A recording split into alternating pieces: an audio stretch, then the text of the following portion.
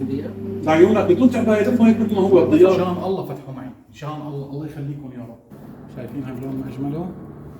يا سلام. فول سوداني بتبدليه بلوز، بتبدليه وهي حبايبنا طريقة برازة. هي كمية كلياتها يا حذركم قديش طحين.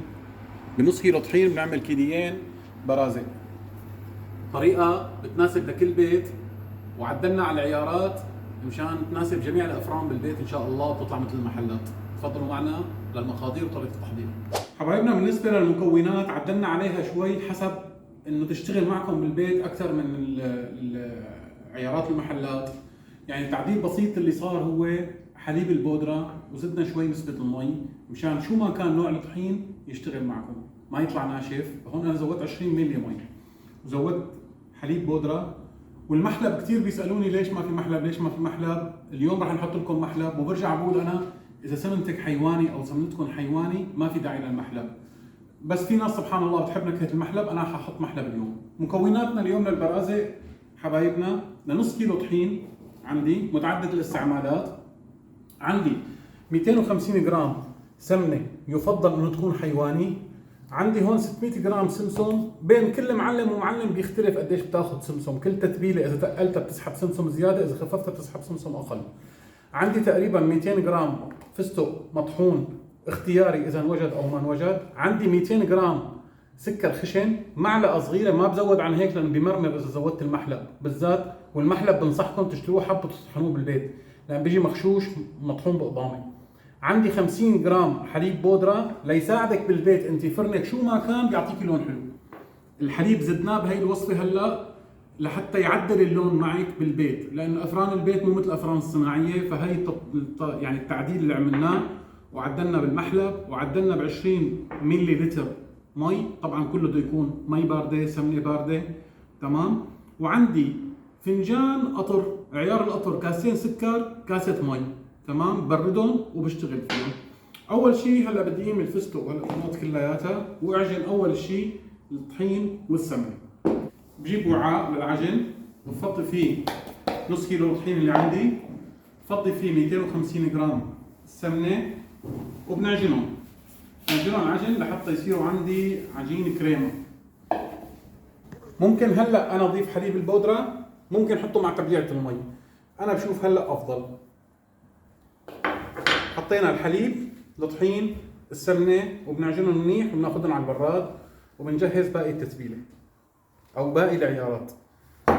هي بعد ما شبك حبايبنا السمنه مع الطحين مع الحليب بودره، نضيف معلقه المحلب وبنقلب شوي وبناخذ العجينه على البراد وبنكمل بالعيارات الثانيه.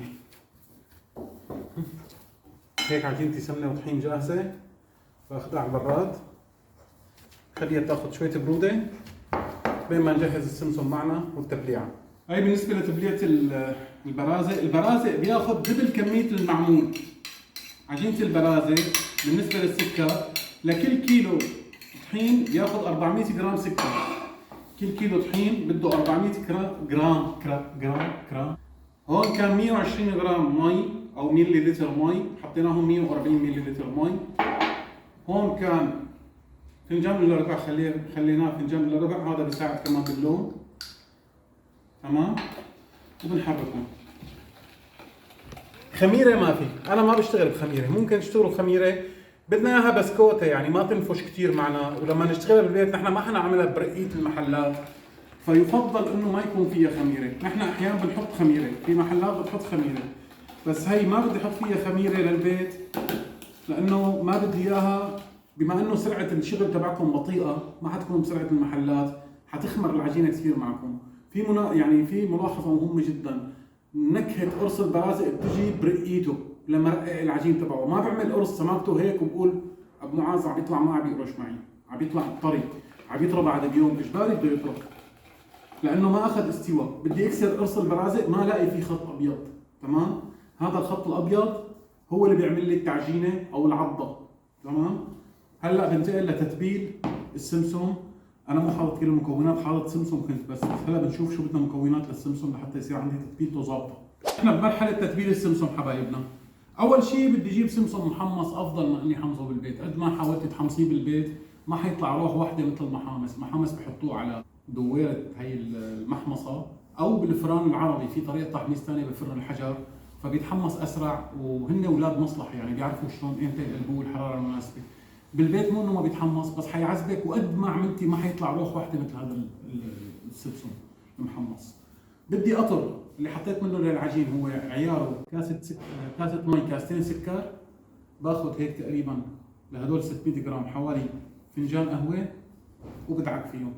مهم جدا لاخذ نكهه برازق طيبه وظريفه وبنت عالم وناس اني ضل ادعك السمسم ليطلع ريحته، ليطلع ريحه السمسم. يعني حكيت باول فيديو نزلته انا انه معلمي كان يقول لنا بدي اسمع بدي اشم ريحه السمسم يعني بشارع بغداد، نحن بالأزازين، فكان كثير يأكد على موضوع دعك السمسم. شايفين؟ مو بس قلبته وخلاص، لا بده دعك، بس ندعكه وسخن شوي بايدينا بنلاقي بيطلع له ريحه حلوه، يعني ريحه السمسم. هذا بيعطي نكهه للبرازق عجيبه غريبه، وفي لمسه كثير حلوه بتخلي قرص البرازق يلمع اخر شيء معي. بعد ما يستوي بيعطي لمعه، هلا بقول لكم عليها هي اخر لمسه، وهي من اسرار المصلحه كمان. ما عاد في شيء اسرار مصلحه، جرسنا كل شيء الحمد لله.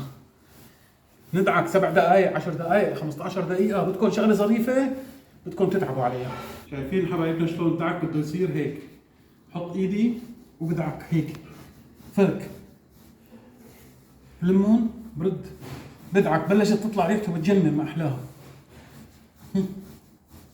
وبيشبك، يعني بيختلف شبكته عن اول دعك. شايفين شلون هيك جبل؟ هذا اللي بدي اياه، يجبل هيك يشبك تمام. بس شبك معي هيك اخواني، انا بحط معلقه كبيره مي بس فقط لا غير، بفرك فيها ايدي هيك شان هي شو اسمها؟ لفك الدبق تبعه، لان هو على حاله ما حيمشي الحال معي. فك الدبق تبعه، واخر شيء شو بعمل؟ هي الحركه السحريه. هاد سكر خشن، معلقه كبيره سكر خشن، بوزعها وما بدعكها. ليش؟ هيك بس بدي فرفده فرفده. هي تعطي مثل هيك الالماسات، يعني بعد ما يستوي قرص البرازق ويبرد بتلاقوا له رصفه ما احلاها بتصير.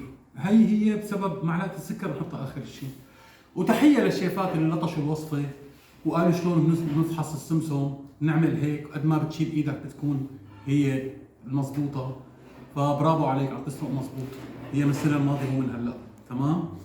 فاذا بدي افحص السمسم انا معي شغال ولا لا، شو بعمل بايدي؟ نعمل هيك وبنسحب، طول ما انه صار سحبه مضبوط هيك، شايفين؟ صار سحبه مضبوط معناتها هيك اموري بخير والسمسم تبعي مضبوط.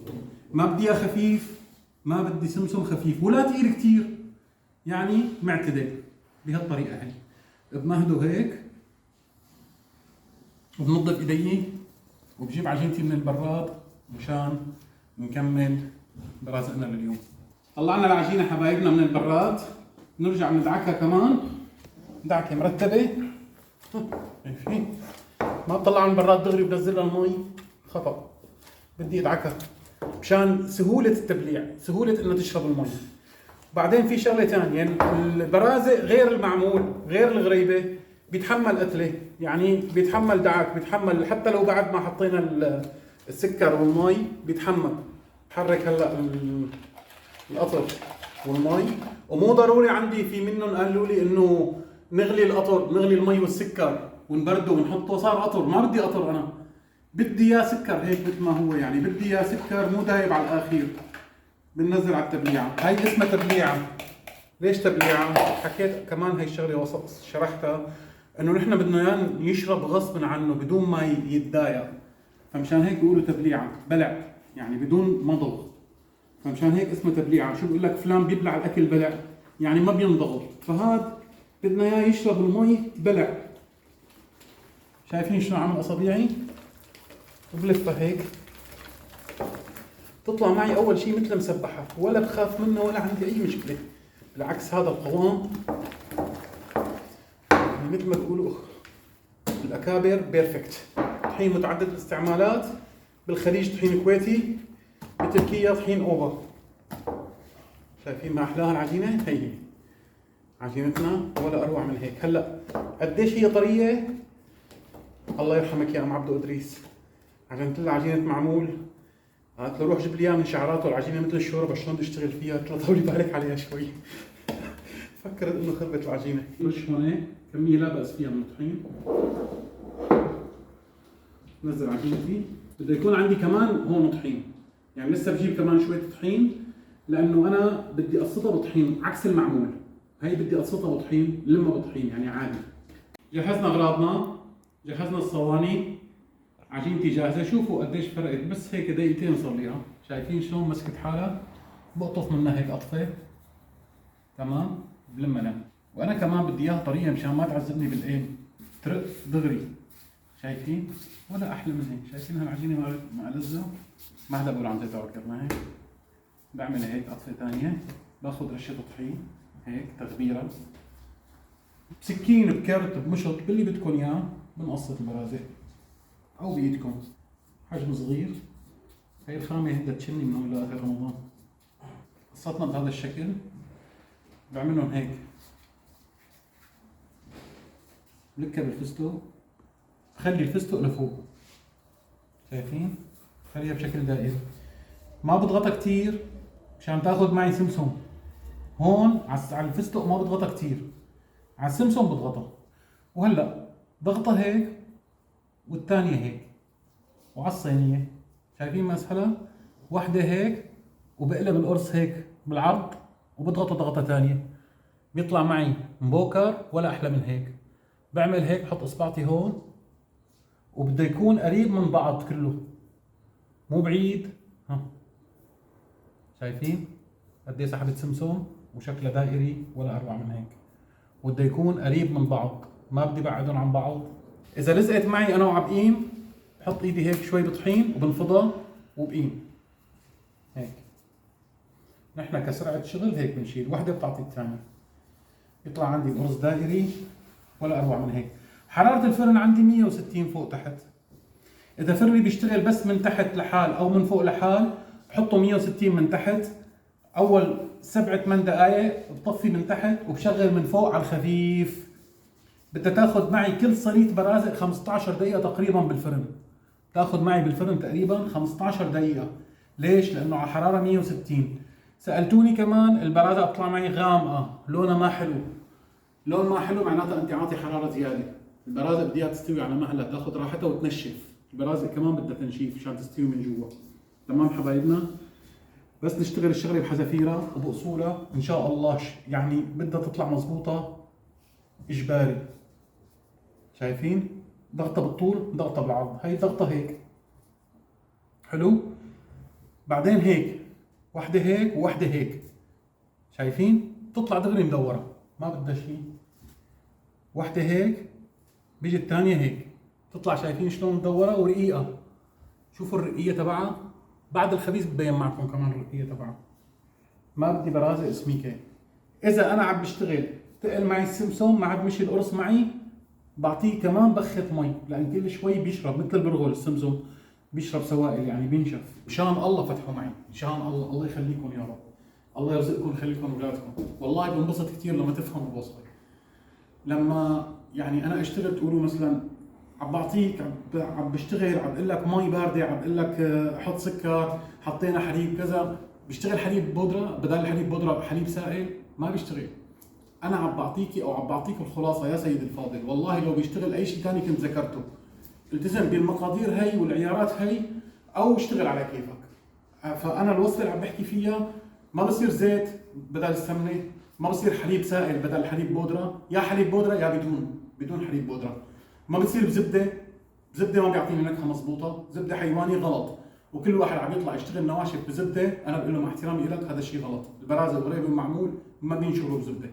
تمام؟ ما بصير زبده. الطحين بده يكون متعدد الاستعمالات او طحين خاص بالنواشف او جلوتين خفيف. فرني بده يكون للبرازق 160، للمعمول 220 300 500، قد ما بيحمل فرنك حميه. ملاحظات سهله وما فيها شيء. ممكن بدل المكسرات الفستق بشيء ثاني بديهي، فيك تبدليه بفول سوداني، بتبدليه بلوز، بتبدليه بذر عباد الشمس، اللي بدك اياه، هي اختياريه. السمسم ما علي حطه ابيض، لو ما علي حطه ابيض، عندي ابيض كنت حطيت لك ابيض. ففي اشياء احيانا والله ما بتضايقني، انا بزعل منكم، لا بزعل على انه معقوله كل هالشرح ولسه في اسئله، هو بضل في اسئله، وان شاء الله نكون احنا قدرنا انه نوصل هو الكمال لله، ما حدا يوصل للكمال، بس لنغطي اكبر عدد ممكن من الاسئله تبعكم. بنكمل شغلنا ونرجع لكم نهايه الفيديو ان شاء الله بمرحله الخبيز. فرني جاهز 165 160 165. بسم الله الرحمن الرحيم. انا بياخذ عندي اكثر من صينيه عادي، يعني لانه هو مروحه، انتم حطوهم صينيه صينيه. بنعير لهم تقريبا هلا هيك عنده عيار على 12 دقيقه، بدي اشوف بكفيهم 12 دقيقه ولا لا. وهي زمر لنا على 12 دقيقه حبايبنا. شايفين هاللون ما اجمله؟ يا سلام، طلع هيك ولا احلى من هيك. نشوف قرص ثاني للتاكيد. شايفين الحليب هذا اللون، ركازة اللون بيعطيني اياه من الحليب البودرة. حليب سائل ما بيشتغل، حليب بودرة. حليب سائل تطلع معي عجينة مطاطية هيك 12 دقيقة. انا عندي على فرني حاجتهم، انتم بقى حسب فرقكم، مو شرط انه يكون نفس الشيء. تمام. نفحص الصينية الثانية كمان سكلمة ولا اروع من هيك، ممتاز جدا جدا جدا. اللون ولا احلى من هيك، وريحة السمسم بتاخذ العالم. خلينا يبردوا وننتقل معكم لمرحلة التقديم ان شاء الله. يسعد لي اوقاتكم حبايبنا، الفيديو تبعنا صار جاهز وختامه مسك مع مين؟ شرفنا معلم. حيا الله ابو معاذ. يعني ابو ضياء اسعفنا، ابو ضياء اسعفنا بالتوصيله. اخر شيء عملنا نص كيلو طحين وطلع معنا هي النتيجه كيليين برازه. الصراحه في عندي هيك كلمه صغيره، انا وابو معاذ دخلنا هيك بنقاش شوي، قال لي ابو ضياء نص كيلو طحين، فقلت له يا زلمه مستحيل، قال لي نحن بنغبرها شوي، فانتبهوا على موضوع التغبير لانه موضوع مهم جدا بالبرازق الشاميه. تمام. حيا ابو معاذ. على راسي ابو ضياء، الله يسعدك. ايش هالكسره؟ بدي هيك يصير لازم. شايفين حبه ناعمه وصغيره، والبرازق بترمي. انا باكثر من فيديو حاكي انه البرازق عنا بترمي، يعني هذا نص كيلو عمل معنا كيليين برازق. هاي ضيافه العيد، سلام عليكم. والله عوافي والف هنا على راسي، ونزيدها كمان ضياء. نعمل قرشه وقرب لي هيك على قلبها، لازم يكون مستوي. حكيت انا عن موضوع انه ليش بترطب ثاني يوم وثالث يوم اذا ما كانت اخذت التنشيف هذا المضبوط. بدي اياها تنشف مضبوط وما يطلع فيها الخط الابيض. شايفين الرقيه تبعها؟ هيك بناخذ برازق ان شاء الله على كيفكم، وان شاء الله تدعوا لنا فيها. ومثل ما قلنا لكم عدلنا العيار ليناسب جميع المنازل والافران اللي موجوده عندكم بالبيت. باخر هذا الفيديو لعيونك بدون تعبايه، لفه هيك مثل ما هو الضياء. ها؟ لا بالستريتش بنعمل لك اياها، ما يكون لك فكره. لا بتصير دعاء للست الوالده. لا بس مصالح دعاء نكون. باخر هذا الفيديو لا تنسونا اكيد من دعاكم، والدعاء للست الوالده والوالد والابن معاذ، الله يخليكم لاولادكم ان شاء الله، هيك ربي ينظر لكم بالشفاء ويخلي لكم اهلكم ولا يضركم بحبيب ولا غالي. السلام عليكم.